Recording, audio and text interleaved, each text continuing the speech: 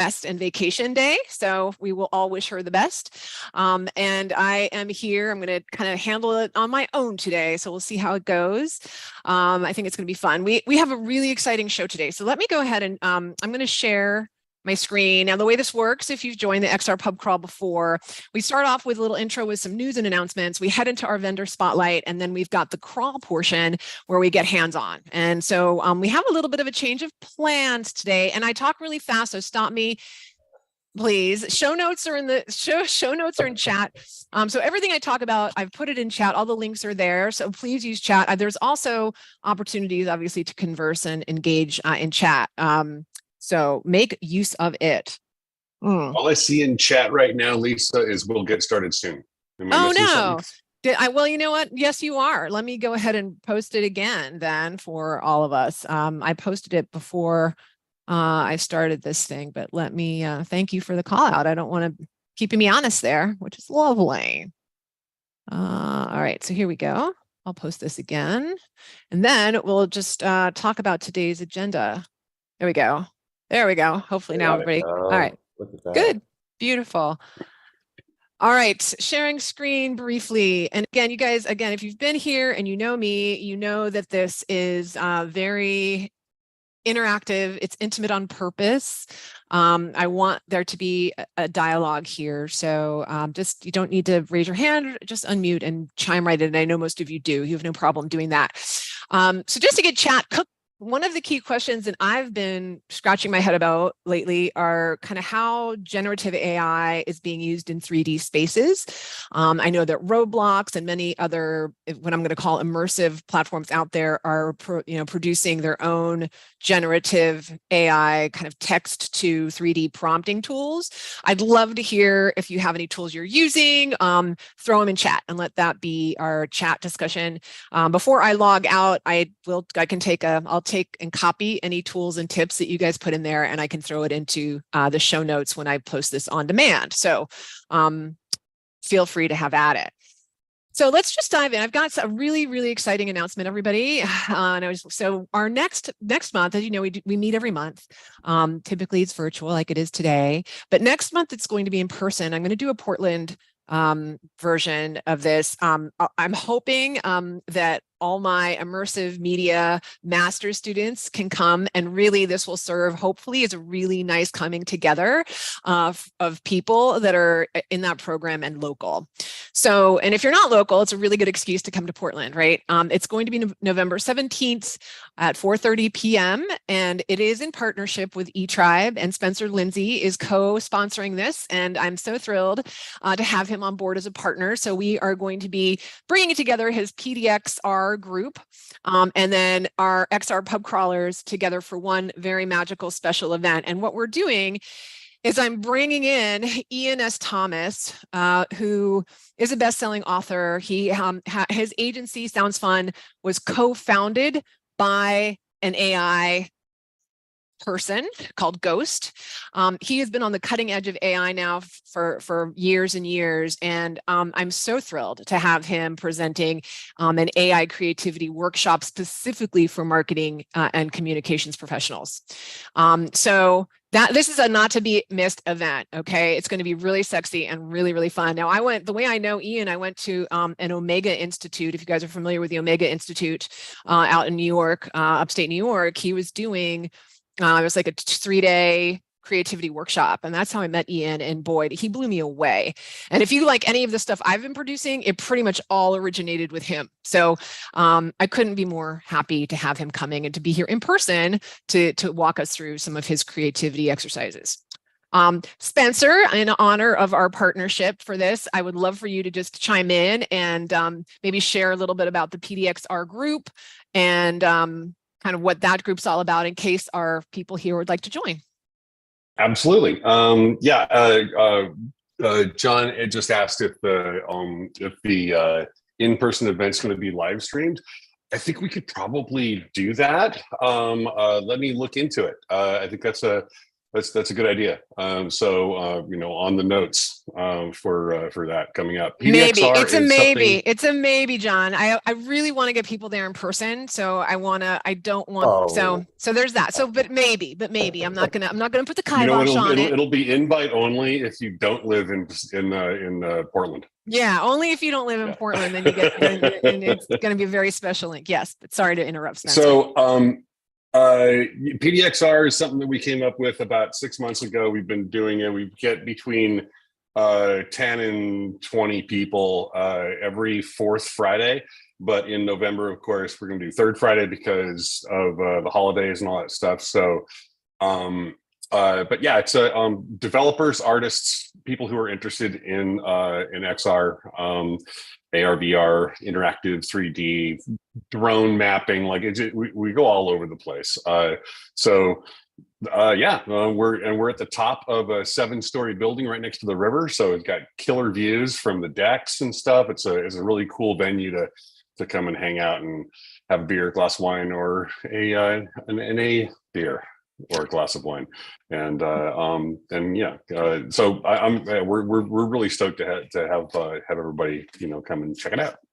Yay. Thank you, Spencer. I'm so excited. I can't wait to see all of you then. And so one thing that originally this broadcast, we were going to be talking to Nick from Metaverse, but unfortunately he's not feeling well today. So we have eTribe, who will be our featured vendor today, our beautiful friend and our XR Pub Crawl regular Spencer is going to be talking about some of the cool work they're doing. And for the crawl portion, I'm going to do an AI hands-on tutorial, but we'll talk about that in a minute. So fire up ChatGPT 4 and get ready, because it's going to be really, really fun. And I'm hoping we'll get it done in the tight hours. That's the reason I talk very quickly and get very caffeinated for this broadcast. Okay, 8 months and counting, you guys. Our big in-person moment is, outside of what's happening here in November, is the AWE event. We went last year. We had an amazing preview of the show floor that was curated by myself and Billy. We're planning on doing it again. Put it on your calendars. It's moved to Long Beach, California. But AWE, Augmented World Expo, if you don't know about it, is one of the oldest and largest expos out there for XR, right? It's a huge show. It's just gotten better and better and better. Last year, both Billy and I were like, this show has grown up, and it really has. So I'm planning on going. I hope you all can make it. We'd love to see you there, and we'll have some sort of special XR pub crawl offering for those of you that can join. Okay, the AI Marketing Revolution Challenge. I know if you've been seeing anything from me on social lately, it's probably about this. Every couple weeks or so, I've been adding a challenge. They are tutorials and really specifically catering to skills and tools that marketers and comms can use today. And what we're going to do today, because I'm so excited about it and because there's huge news that I'm going to share in just a moment, we are going to do the AI Artistry Face-Off Challenge version number 2 today. And I'm going to walk you through that and just show you how powerful the combination of these tools has become. And I can't wait. I get so excited. I could play in this stuff forever, but I'm going to not do that and try to rein myself in. But you can find all of these on my YouTube channel. So go forth and take the challenge. It's been fun and super valuable too. I use some of these tools almost every day in what I do. Okay, taking a breath. Any questions, you guys? Please stop me. Any questions?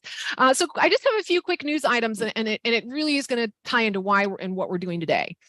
So if you've been watching, ChatGPT maker, OpenAI, is now talking about potentially selling shares valued at $86 billion. They are killing it, if you haven't noticed. And part of killing it is the fact that, in my view, they have what in all my tests, the best chat text-based tool out there, ChatGPT. And if you've read anything by me, I say, and I will say again, it's all you need. It's all you need to pay for. It's the only tool. These other tools that claim they do things like Jasper, and they're not as good. Full stop. They just aren't. And so on top of that, now OpenAI with DALL-E 3 has really changed the game, and we're going to take a look at it today. So DALL-E 3 is available if you invest in that, upgraded premium, ChatGPT offering. I think it's $20 a month or something. And we're going to look at it today because it is absolutely a game changer. And what they've done, I think that is really game changing, is they've brought it into the ChatGPT 4 interface. So no longer do we have to jump to another tab. No longer do we have to jump to another tool. Our image and text tools live together as they should. And this is going to be something that is going to continue this consolidation, right? They put out a very interesting research report. I have the abstract here and I've got links to it if you want to read it. If you're super geeky, nerdy, and want to read all about how they're building their LLM, this is the research paper for you. But here's the high level. I won't get too in the weeds about why I'm so excited about DALL-E 3. I love that it's available and built into ChatGPT 4. DALL-E 3 offers the ability to generate images, of course, but they have really solved for hands, text, and faces. The three things that have typically been a huge issue, they have solved for that in a really compelling way. They've implemented a multi-tiered safety system. This is their claim. I have not tested it, but they say that it has been tested and will restrict people from creating violent, hateful, or adult content. And then finally, they also are taking measures to reduce the chances of getting sued and trying to limit people mimicking the style of living artists or portraying public figures. So these are big steps in regulating. And I think, I hate to say it, but I really am impressed with the tool, and I'm impressed in what the narrative that they're putting out there. So again, I'm excited to get into it and show you guys. If you don't have an upgraded ChatGPT account, I say go for it, but I'll show you today the power in case you want to kind of just watch as we go. Another big announcement, and this comes from our friends at Metaversed. The actual number of users has now gone over 600 million. So 600 million people are actively in the metaverse. That's a large segment. That's pretty good. But the big news here, if you look at this chart, is that where does almost 99% of these people live? Not in Web 3, but in Web 2. And I think that's just a really important thing for us as marketing and comms folks to remember. If you were to see a pie chart of the Web 3 versus the Web 2, it would be, a little tiny sliver of people that are in these, VR Web 3 wallet worlds versus the Roblox and the Fortnites. So just something here. I love this chart. It keeps me kind of focused and kind of a reminder of the actual landscape and the number of users. The other thing that I want to point to really quickly is Metaverse did put out this amazing report, leveraging generative AI in the metaverse.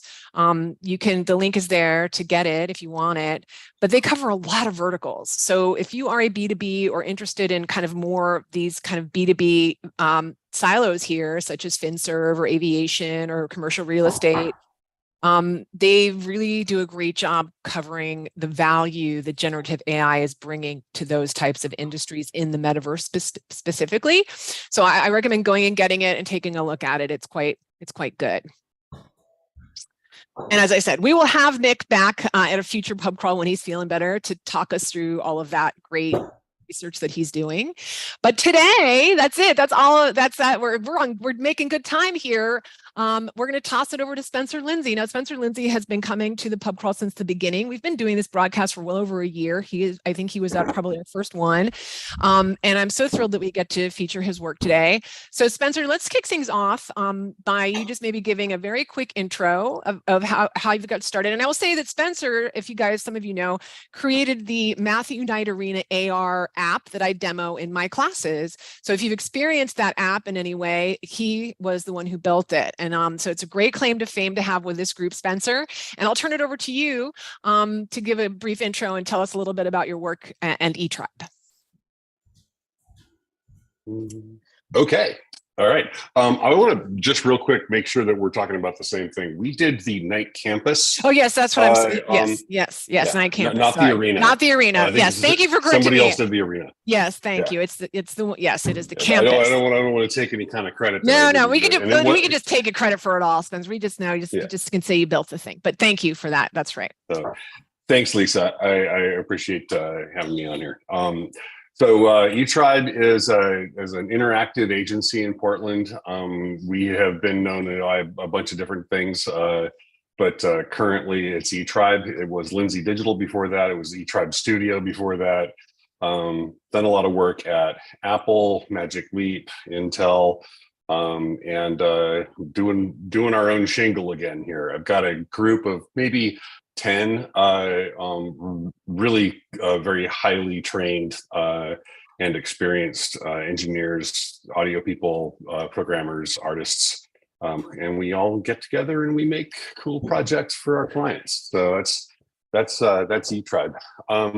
Did you have some questions for yes, me, Lisa? I do. Kind of spin me off into this? Yeah, let's. I'm going to change the order on you though. So let's start with some of the projects you've worked on. And I know Spencer has a couple of videos that, because some of this work, it's so visual. But why don't you, Spencer, go ahead and share your screen and get us set up to watch a couple of. So he has a couple case studies that he's going to share with us about the work that he's done, and then we can open up and ask questions about those specific projects. I think starting with the visuals is always a good way to go.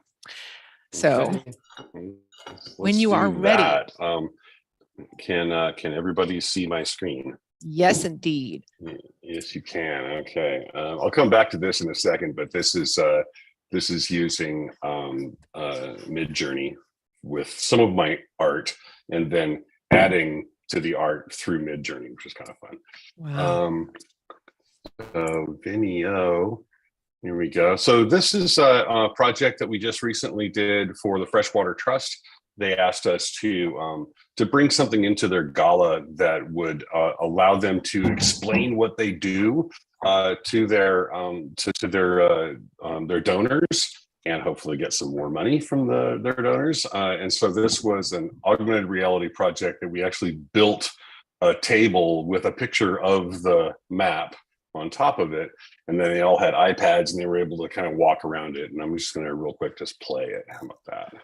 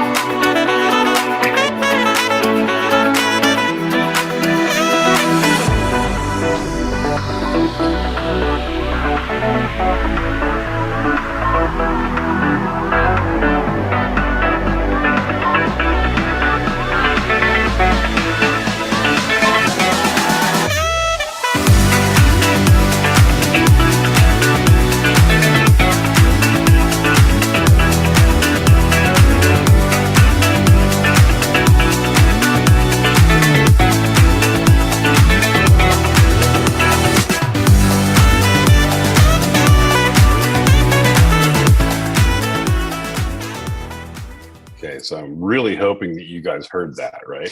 Yes, I heard it. I heard it loud and clear. So Spencer, talk to us. I love that the visuals are helpful. As you can see, the tablets that we're looking over the table. What was the objective of the project, Spencer? The objective of the project was to show what it was that the Freshwater Trust does. They help reinvigorate farmland and ecosystem boundaries, so that farmland and ecosystems can cohabitate without one of them hurting the other one. They do a lot of work with kind of undoing what the Army Corps of Engineers did in the 40s and 50s. So, making the rivers meander instead of just straight shots down the mountains and stuff. So, and a whole bunch of other stuff too. They're in Idaho, Washington, Oregon, I think parts of Northern California as well. So they wanted to get their donors to understand all of the different pieces. So we have different stations, like, this is where they're putting large wood into the river and making habitats, and this is where they're talking with farmers, and this is blah. So. And part of it looked like the event engagement, right? These people were looking, like, trying to get, there was an event and they wanted to show this in an engaging way rather than just a slideshow. Is that true? Exactly, right. And so of course there's also a movie that they play, and they've got a band, and it's just it's an added piece of information for people who can learn that way. Some people can't learn through AR, Right. And talk to us a little bit about the metrics they cared about. I mean, what were they in terms of a success with, a return on their investment to make this thing? What did they care about in terms of metrics, Spencer? Well, it was a fundraising event, so probably the fundraising. Donations, donations. Yeah. I think that what they're interested in is that they're interested in having their public, their board members, their heavy donors, to really understand what it is that their money's going into, so that they will continue to come back and donate. Yeah, great, awesome. And if are you willing to share just a range on maybe the budget for that project for those of us that want to have a sense of what that went for? Yeah, budget like that, a project like that would be between 25 and 45,000, depending on what the if we were going to actually build that into an app like we did for the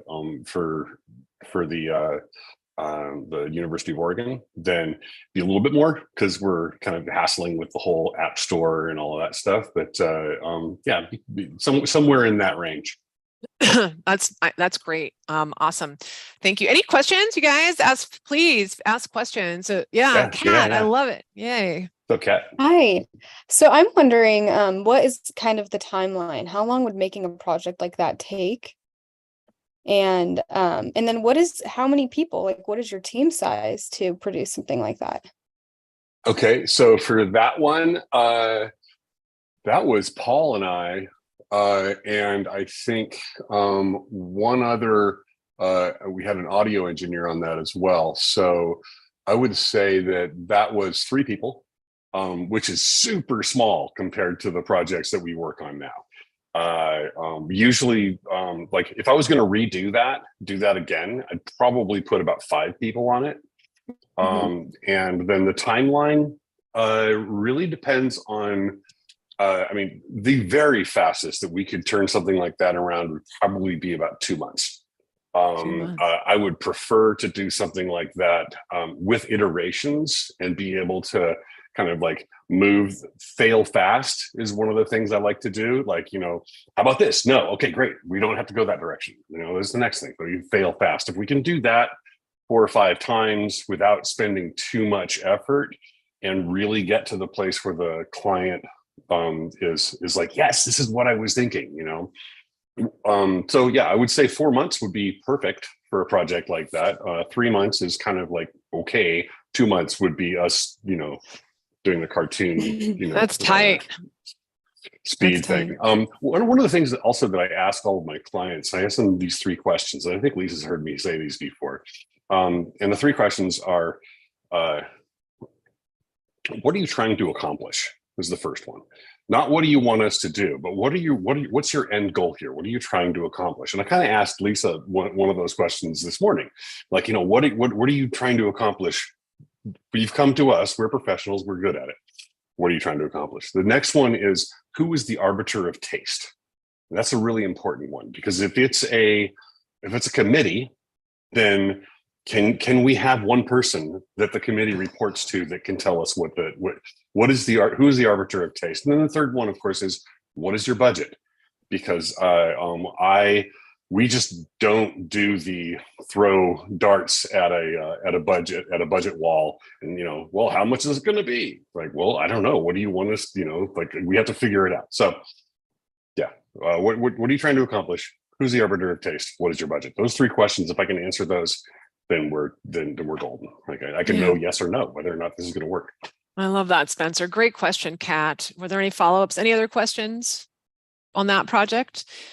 If not, let's show the next one, Spencer. So we've got one more project he wants to highlight, and I'd love to take a look at it. Yeah, this is a fun one. This is for the Monterey Bay Aquarium, and this is when we were Lindsay Digital, and fire that one up.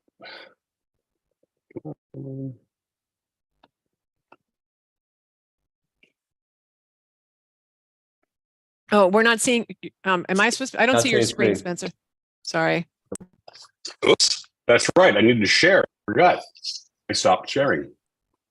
You guys just watching me. I think I stopped. I think I may have been the one who stopped the share. I wanted to see everyone's face. I can't. I don't know how. But yes. No. I stopped it. Oh, okay. Okay. Desktop 2. Here we go. And now we will go into here.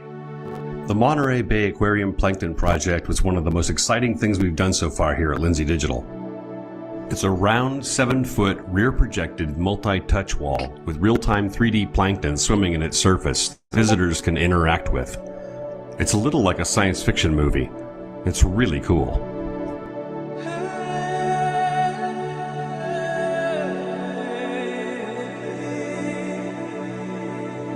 The combination of talents, programming from Paul Reynolds over at Blastoff Games, the amazing hardware from the guys at Ideum, and the vision from Eric Nardone here at the aquarium made this project really come together. I think it provides a very visceral experience for the visitors that leaves them with a sense of wonder. Getting reference for this project was pretty challenging at times, as we were building microscopic animals and plant-like animals that are sometimes only viewed through an electron microscope. We used a wide range of 3D and 2D art tools to assemble this experience. Silo 3D was our primary subdivision surface modeler. We went from there into Mudbox for texturing, and then into Maya to animate the critters. Once everything looked solid in Maya, we opened them in Unity 3D, our game editor, and applied shaders and behavior written by Paul. After completing this touch wall and seeing all of the incredible technologies coming out now, Microsoft's Kinect, super high-res projectors, augmented reality devices, and clear LCD displays, we really look forward to seeing what the next project will bring.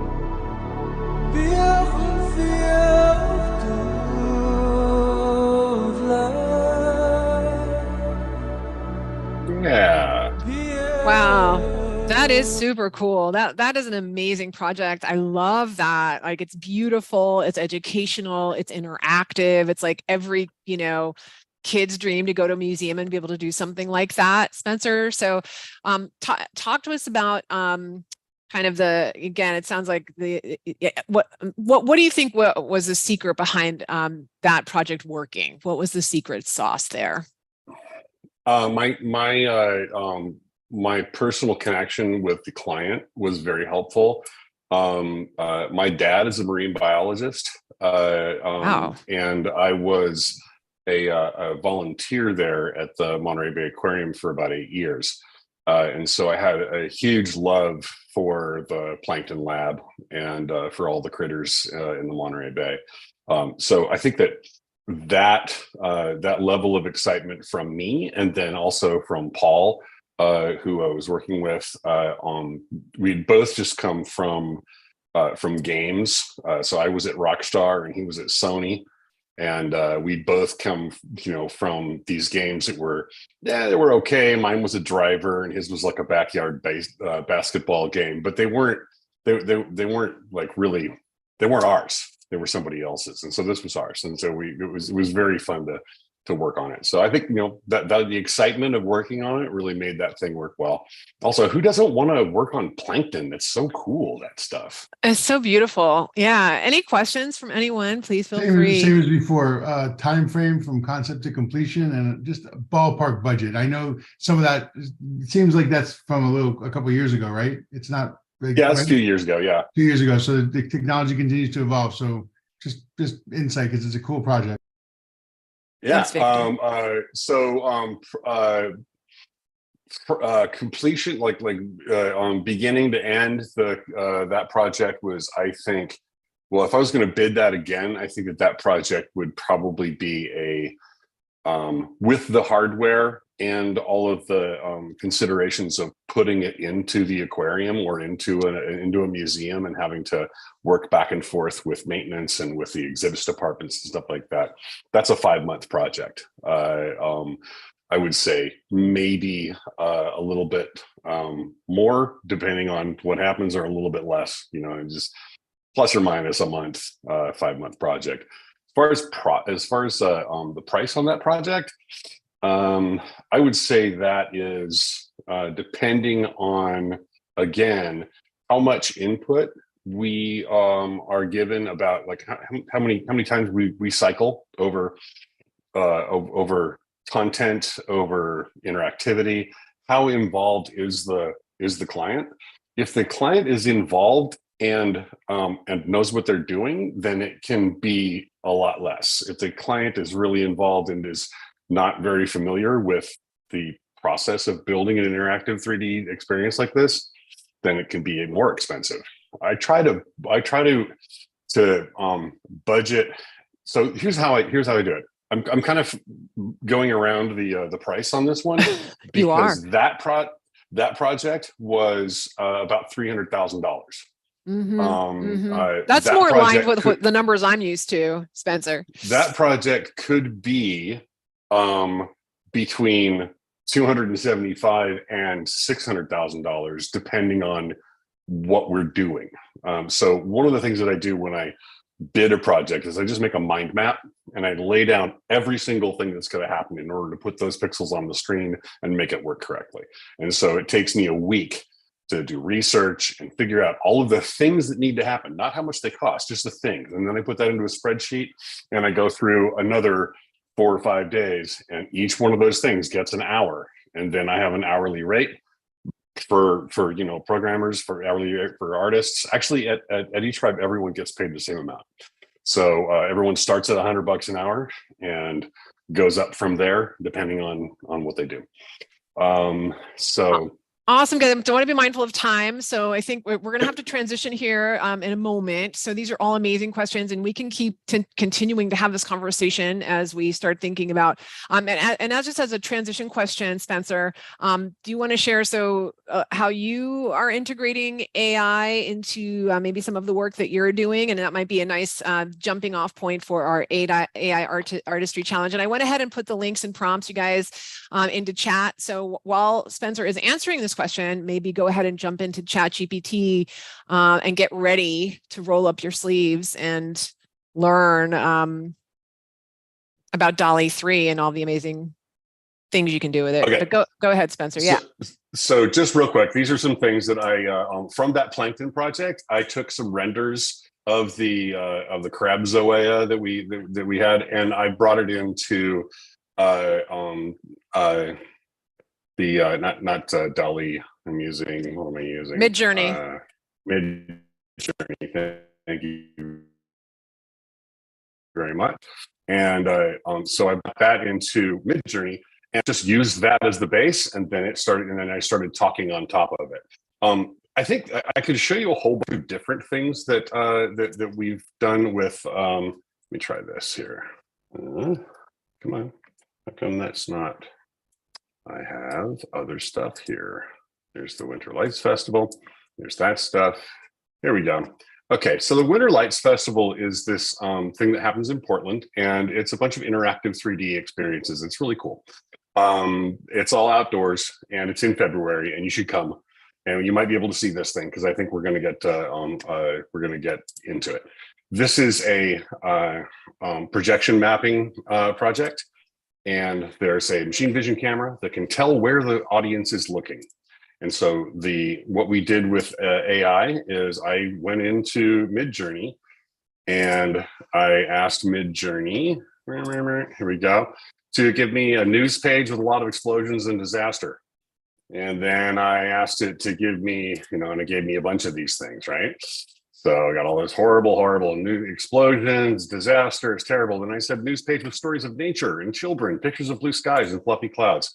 And so I got this. So you have this kind of dichotomy of visual in between the two things. And the reason that I did this is because it's important to remember that when we're looking on the internet, that the stuff that we are clicking on usually is scary stuff. There's things that are frightening. And so we're going to click on it because it's dangerous, because we're monkeys and we want to make sure that we're safe. And so we click on these things.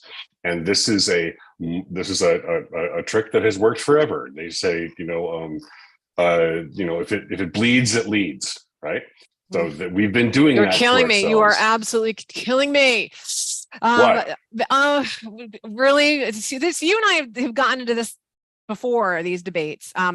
Yes, I'm not disagreeing with anything you're saying. I just prefer to not use that in my marketing tactics, and I have some strong. No, it's terrible. It's terrible on that, right? So it's just I don't feel like I want to propagate that or even you know, No, but I'm yes, not. No. I see. I'm I'm not saying that it's you are, but it's just, it brings up a whole rash of discussion around that. And I mean, it takes us into a place that, I mean, it's definitely worthwhile of discussion, but, you know, it's just not. Okay. Can I just really quick describe this, and then maybe you'll agree with it. Of course, Spencer, please Yeah. go for it. Okay. So what this is the system can tell where the crowd is looking. It's basically measuring the zeitgeist of the crowd's attention. And so if you are looking over here on the left-hand side and you are seeing all the bad stuff and everyone is looking over there, then it will slowly crawl across and cover up the good stuff on the right-hand side. And then if everyone looks over on the right-hand side, it will start to slowly crawl, get rid of all the bad stuff. So the idea here is what you pay attention to creates your reality. And so this is this project where if all the bad stuff on the left-hand side goes all the way to the right, then there's no way to get it back. So then it goes black and there's a scoreboard. And this is bad 1, good 0, and then it starts again. And then so we're trying to help people understand that what they look at creates their reality. So anyway, I created all of this stuff plus the description of it with AI. And I know we probably have no more time here, Lisa, but I do want to say I have been I have spoken out against AI art for a long time, and I haven't liked it very much.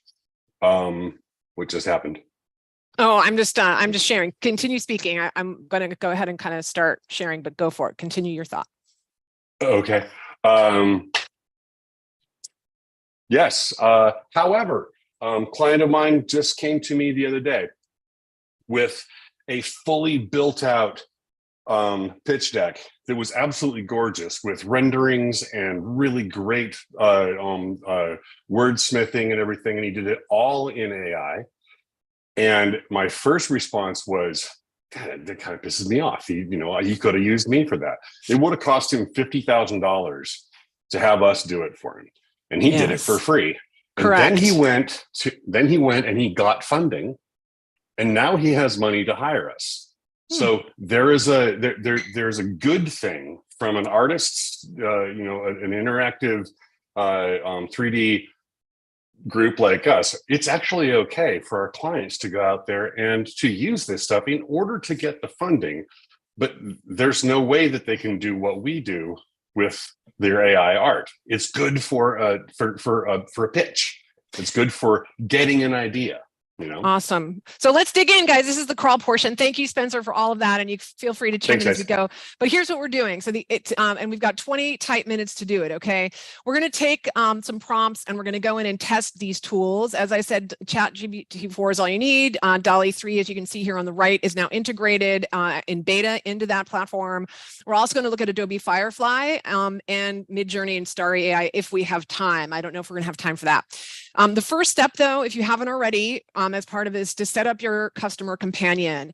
I use my customer companion every single day, and I'm going to show you kind of how I go about doing that. Spoiler alert. So this, if we are looking here, this is my ChatGPT for workstream dashboard. And this is Samantha Green. Samantha Green is my customer companion. And if you look at that prompt, you can take that prompt in chat, copy it and paste it and fill it in with your own info. It's really simple. You open a tab in ChatGPT 4 and you say, create a persona. And this, for me, I was like, create a persona that is a, high-level marketing executive looking to be innovative and learn new things and new ways to communicate with her audiences, right? And they created this for me. So now I have this whole thread and I go in and I ask Samantha tons of questions, right? So what I'd like y'all to do is once you have a companion, right? Hopefully it should literally takes 2 seconds to create it. So you go in, type in the thing. Then what I'd like you to do is ask your customer companion for some creative concepts for images for a specific campaign, which is what I've done here. I said, hey, Samantha, list out 10 creative concepts for images that would get your attention on LinkedIn and entice you to click the link talking about generative AI for marketing. Include image details like color, style, and imagery. Well, here's what she comes back with in like 3 seconds. Okay. 3 seconds later, she comes back with 10 different concepts. And these are the prompts. These image details are the exact prompts that I use now in my generative image tools, right? So you don't even have to think about concepts anymore. Because why should I think of the concept when my customer can think of the concept for me? Because she's the one I'm really trying to entice and engage. So anyway, as I know I'm talking fast because I want to be mindful of time and I want to get to the good stuff. But ultimately now I would go ahead and, and I've done it already to show you. It's like I already have the cake in the oven so that we get the baked cake by the end of this thing. I copy this in. Now let's start off. I'm going to start first with Adobe Firefly and kind of work backwards. So let's go to Adobe Firefly.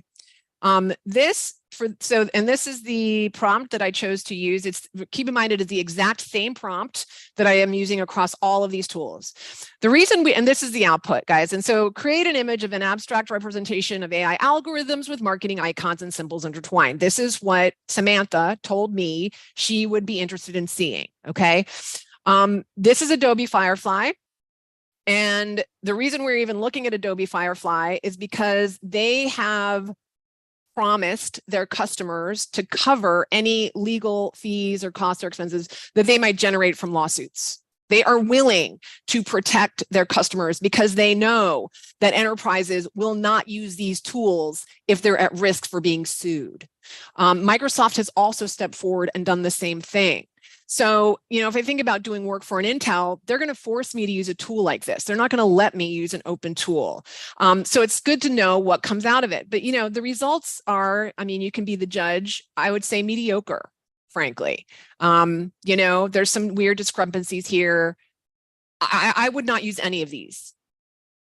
I would not use any of these. Okay, so that's Firefly.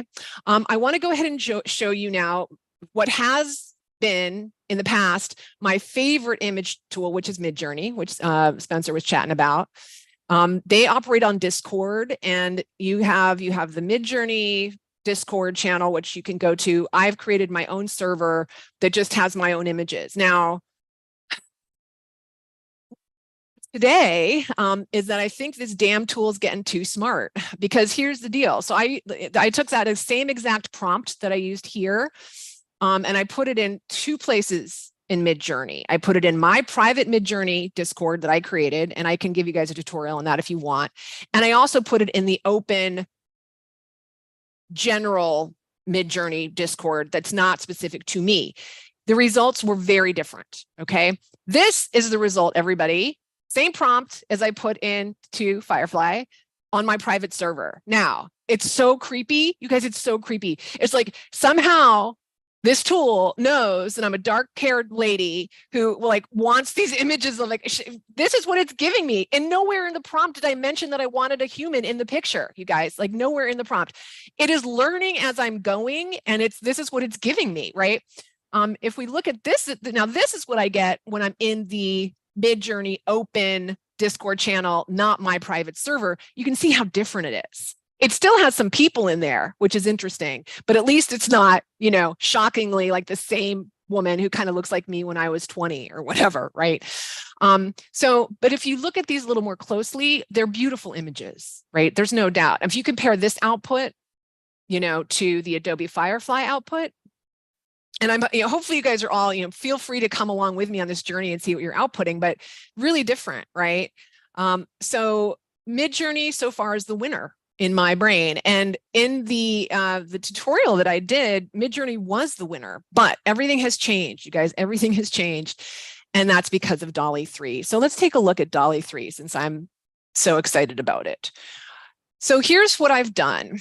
If we go back to our ChatGPT dashboard, ChatGPT 4, and then I've got a tab now called DALL-E 3. And as I mentioned, so these are all I have lots of different things. I've got Emily Thompson. She's my mid-career customer companion. I've got Samantha Green. She's my CEO C-suite level customer companion. I've got cloud solutions architect customer companions, right? I've got different personas here for all the different people I'm talking to. And then I have multiple other things. Now I've got a DALL-E 3 tab that all I need to do is go to it. And it will here I just need, and then you need to go up here. And as soon as it comes over,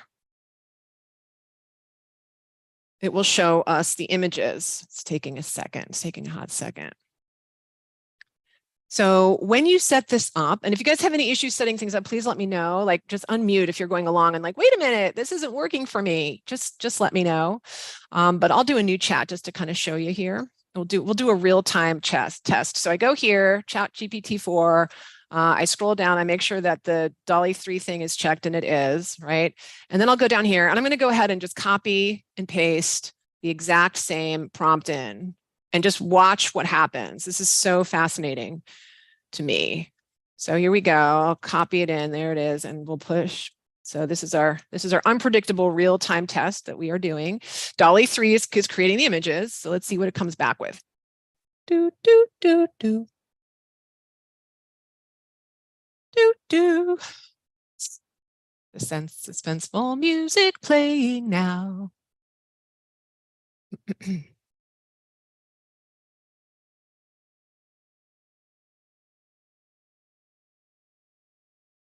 While that is taking its sweet time, let me just, so this image here, this one, this XR pub crawl, I made this with DALL-E 3. It took me one try. I wanted an image that had a train with XR pub crawl written on the side, and this is what it produced. In the past, this was impossible. In the past, it would take me 3 hours to fiddle, right? But look at this, it's gorgeous. And it did great. Now, it's not knocking text out of the park every time. So it is still a little bit, but it's going to just get better and better and better, obviously, as time goes on. But here we go. So here are the images that it came back with, you guys. Look at these. They're gorgeous. Now I can click on each one. Here is the cool thing. And we, here's one. Here's two. Drones. Speaking of drones, Spencer. Here's 3. And then here's 4. I love this one. That's gorgeous. That's beautiful. It is actually really pretty. But the cool thing about this is the actual prompt that ChatGPT 4 wrote is this. Look at it. It's not the prompt. I put in the same exact prompt, but now it is teaching it. No, it's writing its own prompt, you guys. It's writing its own prompt to get the results the better. So you can see photo of a digital brain pulsating with light, interconnected with nodes and lines, representing AI algorithms, swirling around the structure, marketing icons, blah, blah, blah, blah. I didn't write any of that. It wrote it itself. So quick question. Yes. Can you take that prompt? If you take that prompt and you put it into some of the other engines, for example, Firefly, what happens? Let's do it. I love that. Let's find out. Let's find out. Just a little thing I learned this week. Just type it. Well, I guess you're not really looking for a photo, but if you want to, one thing I've been playing with Firefly, if you put epic photo or amazing photo, it gets a slightly different result than just putting photo. That's for photorealistic imagery. Yes, love this. So took the prompt that it has written for me per Victor's request, and now I'm throwing it in. And here we go. So it is different. I mean, it's obviously different.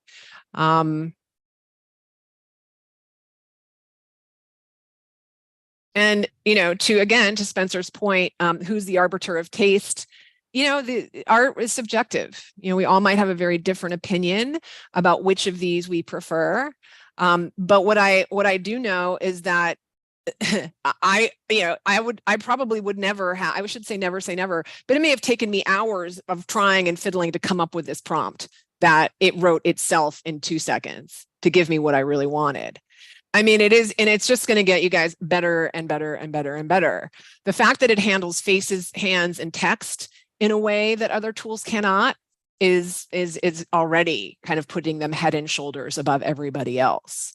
So I love it. I mean, I just can't say enough. So let's say I'm like, I love this one, right? So let's say I love this one. I've got options. I can certainly edit. I mean, and all of the other kind of same tools are available. You can edit, you can do things, or I can just straight on, download it if I want to. I just click the download button. And now this image is mine and to use anywhere I want. So I want to be mindful of time. I know some of us are on a very tight lunch hour. It's 12:53. I sped through that, but I wanted to get it in and show you guys the magic of the tools.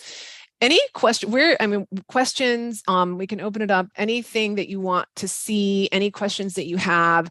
I do have this one other tool, StarryAI, which is kind of a fun one. And there's some things that I like about it, but I'm open to your questions or kind of letting me know what would be the most valuable thing to share with you in this moment. Victor, did that answer your question? I hope it did. I feel like I want to do another example. So here, let me do this again. Let's try another. Yes, very, very much so. Okay, okay, good. I just want to just ask if this is still the state, like this is still everyone's experience. All these images that we saw are not duplicatable. When you create them, they're one of a kind. If you think you might use them, you got to save them. Because if you put the same prompt in right now, same engine, you will get a different result. That's exactly right. You are making history. You are making iterations of various stuff. So to Spencer's point earlier about working with clients and concepts, the AI gets you a really awesome first draft, a pitch. No one will deny that. In terms of final work, I think it's endless what this thing's going to do. I'm not threatened by it, but as a photographer, you don't need me anymore.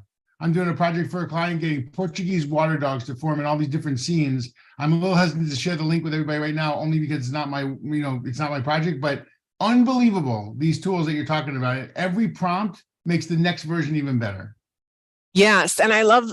So I'm going to take a second try here. So as we're watching, but so I pulled out a second concept that Samantha gave me, which is split image showing a human marketer on one side and an AI on the other, both working on marketing strategies depicting collaboration. I'm going to get DALL-E 3 working on that and see what it turns up. I picked this one because humans are hard. Typically, faces are hard, but I don't know. I mean, these look pretty good to me. You can see here though, how it's just one letter off, right? It's still doing that. It's one letter off. I could probably take the time to fix that. If I really loved this one, it wouldn't be hard to fix it. But to your point, Victor, and where I love we were going with this is like trying to, maybe we end here on how the value and how marketers are using these types of images today. I can tell you every social post, almost every image in this deck, anytime, all were created with tools like this, like, right. I'm not paying anybody anymore. I'm not paying graphic designers anymore. To Spencer's point, I'm not paying photographers anymore. I'm not buying any kind of stock images anymore. No more stock images ever. That needs to be in your brain. We don't need to use them anymore. So that's kind of the cool thing here. So this is a kind of a fun output over here. And if I click on it and this is what it wrote. Right? I had a very simple prompt that I got from Samantha, and DALL-E 3 now has turned that into illustration split into the left side features a female marketer of Asian descent. Holy shit, you guys. Do you see what it did? Do you see? Crazy. Oh my God. The left side features a female marketer of Asian descent brainstorming with marketing tools and diagrams. On the right, a futuristic AI interface displays evolving marketing algorithms suggesting a harmonious partnership. I mean, can you just copy and paste that and just write epic photo of and just put that in Firefly? Yeah, let's do it. All right, so you want me to put this in here? This diverse and biased neutral prompt that we got, right? But it's so crazy. Before the word illustration, just put epic photo of. Sure, got it. Do you want me to delete illustration? Get rid of illustration, I guess. Okay, all right. So epic photo of. I'm just curious. I know I'm not with Adobe. I'm just in Firefly centric last couple of weeks. Okay, no worries. Let's see what happens. It's good. This is a bake off, right? This is exactly why we do it. We're baking them off. Let's see what comes up. I think for me, as we're watching these, everybody, the litmus test here is, would I use this? Would I use this? So not bad, right? We've got, but it's so different. Like how different, it's so different. It's just visually very different. The faces are still just a little bit janky. It's just still a little weird. The other thing about all this AI stuff, it's about purpose. That right? one's not bad. That's not bad. If you're inviting people to your webinar, you're inviting people to your party, or, like temporary, it's not supposed to be like a final staring at it all day long, but just a visual to accompany some communications. This stuff's really awesome. I prefer the photo stuff over the illustration stuff you showed. So it depends on what you're doing, right? One, But- and you know what, and actually that is the best thing. And if just spoiler alert, I am writing an article on this from Artech that'll be published any day now. And really the takeaway, the whole point of this is your very specific task might require a different tool, Victor, right? So it is good to play around in these things and, decide what is providing the best thing based upon, like, if you want, some fancy artwork thing, maybe that is a Midjourney, right? Now with the limits that are being put on the DALL-E 3 artwork piece.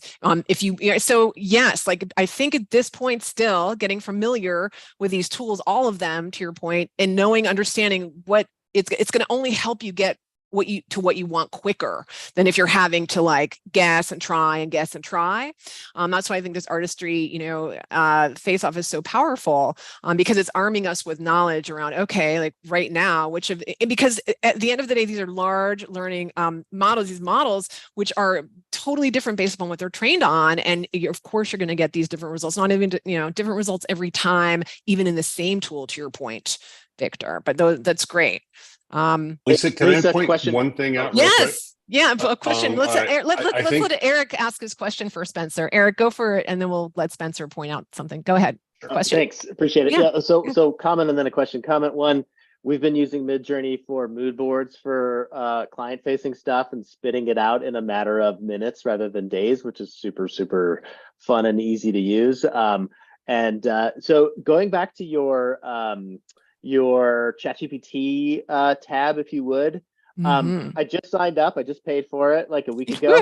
Good. I know, so exciting. So DALL-E 3 is great. So how did you get that little box at the bottom that has your default tone and your writing style? Is that something I just need to turn on in my preferences? I haven't seen that.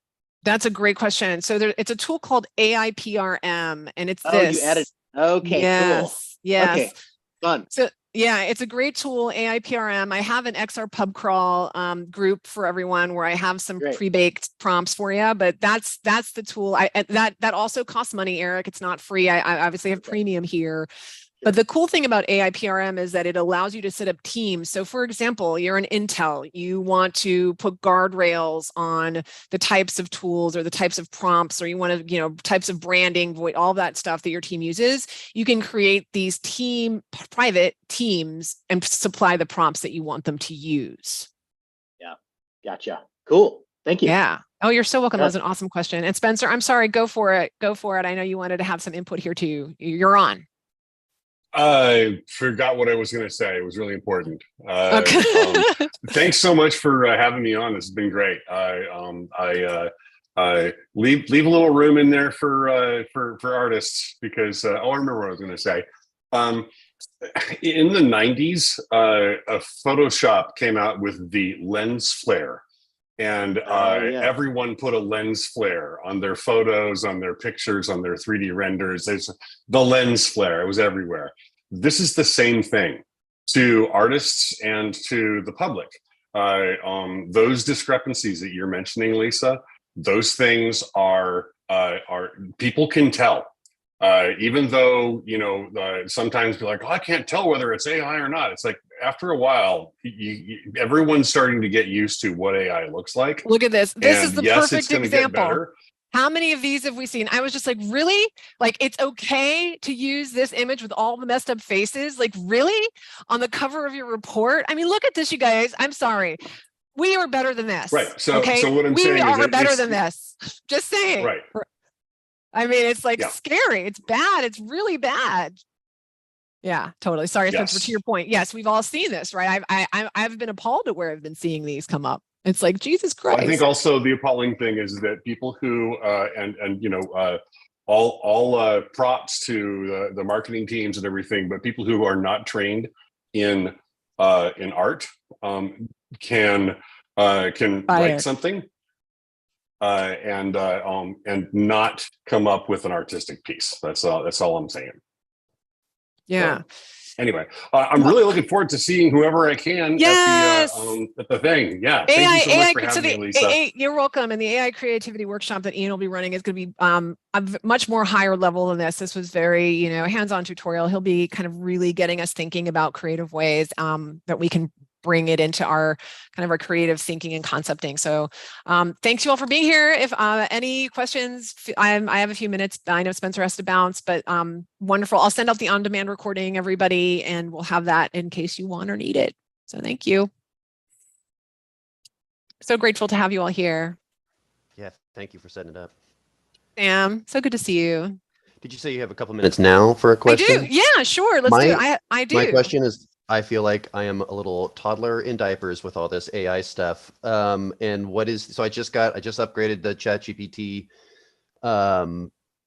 And I use it for classes and stuff, but I'm really just not, I'm obviously not using it to its full capabilities. So what would you suggest without, next term I'm going to take an AI class. I imagine that'll be a big part of it. I'm very excited for that. But like, just in terms of like, what are the 3 steps I should take to, get smarter and better at or maybe it's just ChatGPT right now, something like that. Well, the first thing is take my challenge. Please, go forth. All the videos on the challenge, and here I can share my screen just to do this. They're all short and meant to be easily digestible for everyone. So that really is my first thing that I would recommend. So if you head over to my YouTube channel, I'll just show you here where it is. And I've got the playlist, right? So far there's 4 videos, 13 minutes, 11 minutes, 16. This last one, the AI Artistry Challenge, was 20 minutes because I got sucked into what I'm going to call doing some advanced editing in Midjourney, right? This is, but the first 15 or so are basically kind of what we just did. However, Sam, it is the older version of DALL-E. So again, it like really shows the difference in output. Like DALL-E 2 was trash compared to DALL-E 3. So things are changing so quickly. So that would be the first thing, like go for it, do those. They are hands-on, meant to help you. And they're specifically for marketing and communications people. For me and where I come from, which is a strategic perspective on everything. And I say this over and over again. And if you've ever taken a class with me, and when you do take a class with me, you'll hear me say it a million times again, you can never know too much about your target audience. Whether it's a specific public, whether it's a specific customer, a future customer, this group, like whoever it is that I'm trying to understand to provide relevant content for them and give them something of value. Why wouldn't I have a 24/7 person? Now, the thing to remember are these personas, and what I find makes them so valuable, they are based on data. So this model has gone out and found, the millions of data points on the Samantha Greens who are out there, posting on social. It's trained on that. So especially ChatGPT 4. So by going in and putting in a very simple parameter, it's coming back with, it's like, oh, and so it's an amalgamation, which is the kind of what all of us as marketers want. Like you can have one person, but we all know that an audience of one and making your decisions on one person isn't smart. We need to have that data-driven persona that is the amalgamation so that we can really understand all of the people that fit into a specific segment.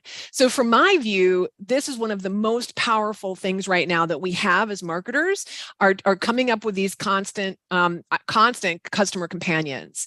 And like I said, you just, if you have a project you're working on right now, go in, create your customer companion. It's really, really simple to do. And it's surprisingly good, like ridiculously and surprisingly good. And so I have conversations with her almost daily. Honestly, I mean, I might sound, but at the end of the day, it allows me to get to know her better. I understand her challenges. The series that I'm writing on MarTech right now, which I have to say is probably one of the most popular series that I've created, and part of that is because it is on AI, and I know that's a hot topic. I asked her about it. Samantha gave me guidance on what she wanted to see. So creating this marketing guide on GenAI was all based on her telling me she wanted that and what she cares about. So that's the first step, like learn about your customer.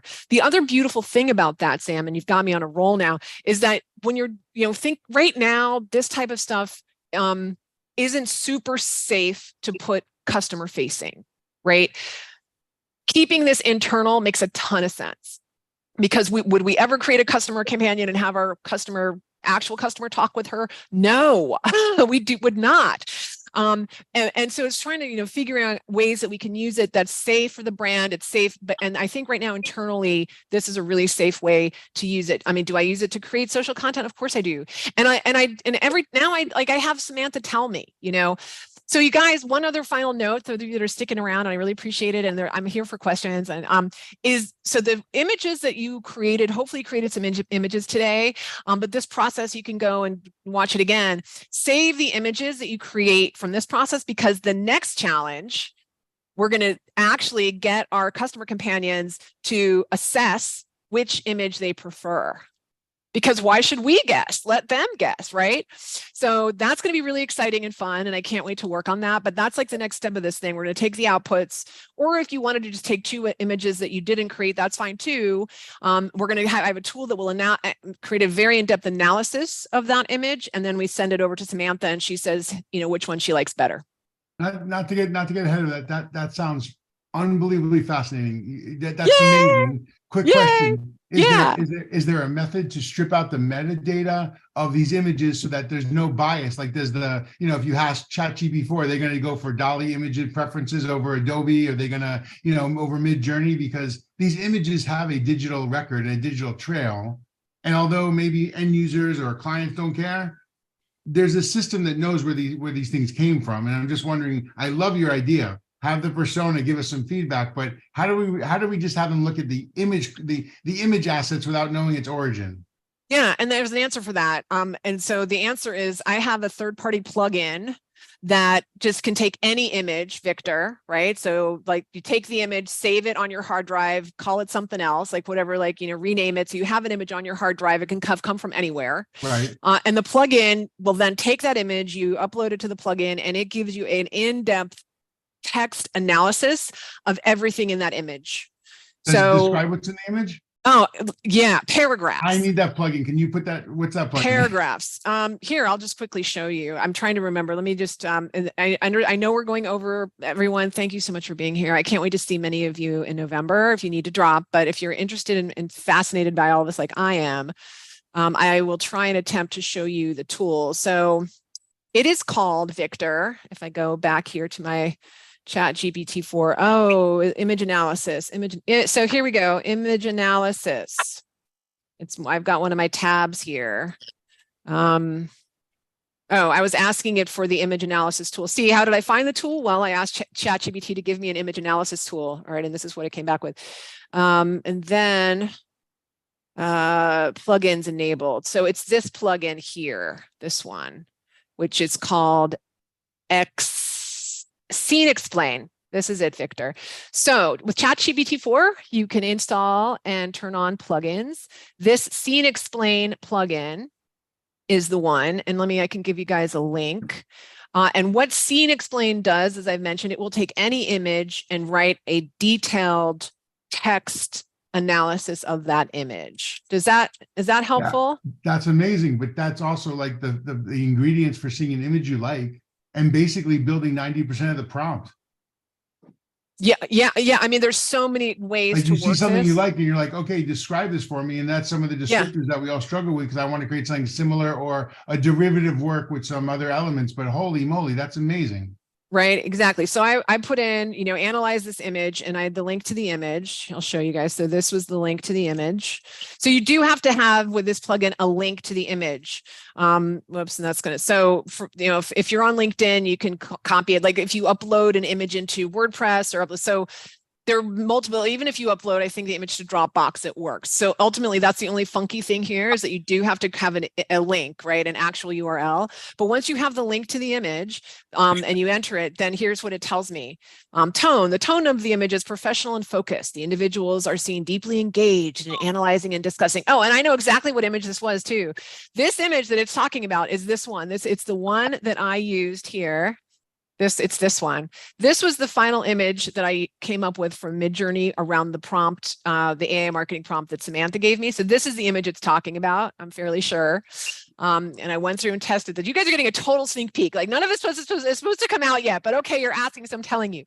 So it talks about the tone, it talks about the personality, it talks about the style. It has detailed, look at this, detailed observations, a group, a woman, a man, an individual, a person looking at a graph, blah, blah, blah. So you take all of this and then I threw it to Samantha, right? Because at this point, DALL-E 3 had not been integrated and ChatGPT itself wasn't able to dissect images. This was prior to the update. I mean, this was literally just like a week. I mean, things happen so fast. So Scene Explain created this plugin to help ChatGPT see images. And this is so then I took the output, right, to your point, throw it over. I took actually 2 outputs, this one and another one, and threw it to Samantha. And here's what she told me. So was it Samantha? Oh, blah blah blah. No, it was it, I got it working. Was it Emily? Yes, it was Emily. Okay, as Emily, I'm more drawn to the first image description on LinkedIn, and here's why. Futuristic and innovative appeal. The first image description paints a picture of a futuristic city, This would immediately grab my attention. Clear focus on AI marketing, visual elements conveying urgency. The inclusion of a clock in the image adds a sense of urgency, suggesting that now is the time to embrace the AI marketing revolution. I mean, it's like psychology.